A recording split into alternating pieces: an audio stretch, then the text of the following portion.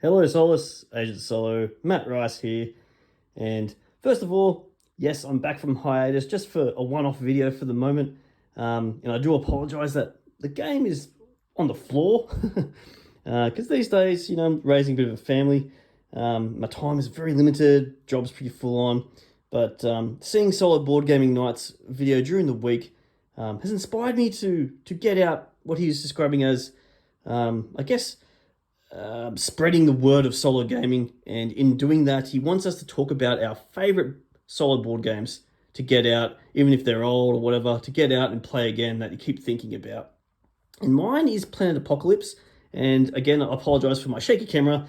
I'm doing this somewhat quickly because I don't have all my gear set out these days. My table is occupied with baby stuff, and the opposite of baby stuff is this game.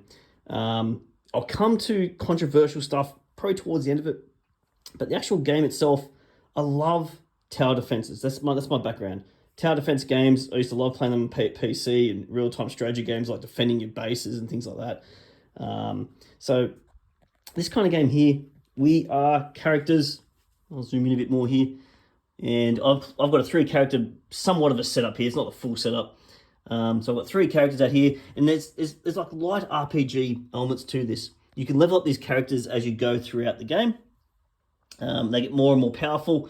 Essentially what we're doing is we're rolling dice against demons. Think of like Doom-esque stuff. Like this one's like a Cacodemon here. This is like the Baron of Hell sort of thing here. Essentially what happens is, we move around the map and we pop these little invasion tokens and we roll these kind of dice here, these despair dice. And as the rounds go on, more and more dice get added. And what happens is we try to match these. That's a really bad roll. We match these. So 2 of these blue means a fiend will come out. And they're quite tough. They're like the 3rd hardest ones for the minions. And if we match these 2 up, we get a Grillis, which is these ones here.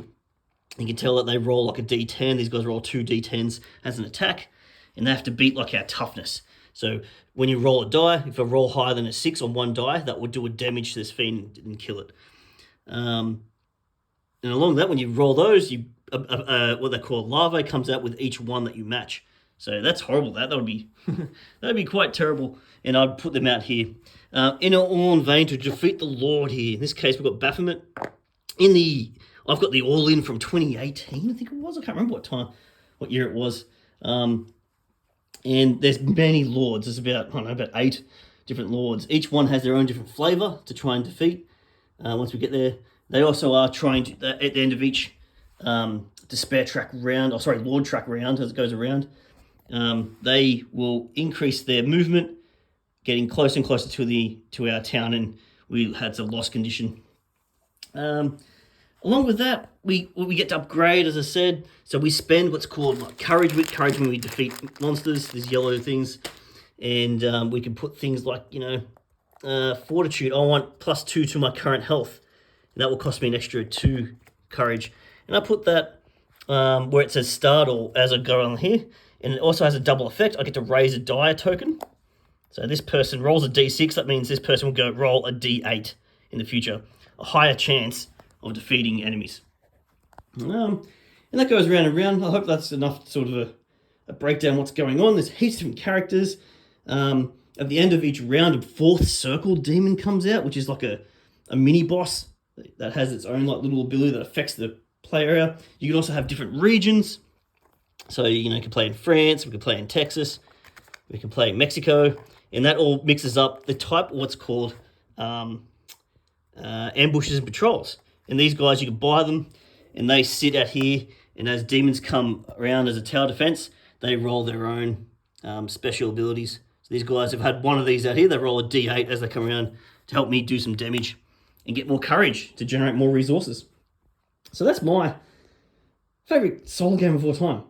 You do have to play multi-handed. I recommend 3 characters solo. You can do 2, but there's certain characters that don't do that don't work well on 2 characters. You need that 3rd one really, or maybe even sometimes 4. But I'm happy to do 3. It's quite fun, quite tough game. And I just love rolling like the different types of dice. You get the D20s, the D8s. They just feel nice to roll. I just love that. My most anticipated game So if I go up here, this is one of my shelves. I've got way too many games. Where is it? There it is, up here, of 2025. I've actually played it already. Vantage, quite a good solo game. I've only played it a couple of times so far, so I don't have a big opinion yet. But quite a fun, open world, somewhat open world, purely solo you can play with one character, going around the world, trying to discover what you can do. It's sort of like a very fun, somewhat casual game where you walk around the world, try and do what you want, follow your own story. You read through different storybooks. But I'm sure many people might talk about this in the future, and there's plenty of videos out there for Vantage. Anyway, I've probably talked long enough. The other note I was going to mention, just as a little asterisk at the end of this video, I know some people are having some problems with pacing games over recent years. So I'm not here to purely discuss about that, but just be aware that I know of that. I'm not, I don't get paid for this at all. I just like this game for what it is. So yes, I'm sure you can look up on yourself. If you don't know what I'm talking about, there's plenty of things in the forums about it. But this game itself might be hard to find, but I'm really happy that I've got it. It just plays really well. It makes you feel good when I play it. That's the aim of solo games, isn't it? So I thought I'd put that at the end there, guys. And please leave the comments positive about it all. I'm just a guy that likes to play solo games, so this is just my favourite one. Please let me know what your favourite ones are. I really love to know myself. Everyone has different themes, different tastes in solo gaming, so love to hear suggestions and other people's favourites. It'd be fantastic. Anyway, once again, to crush your gaming thirst, play solo.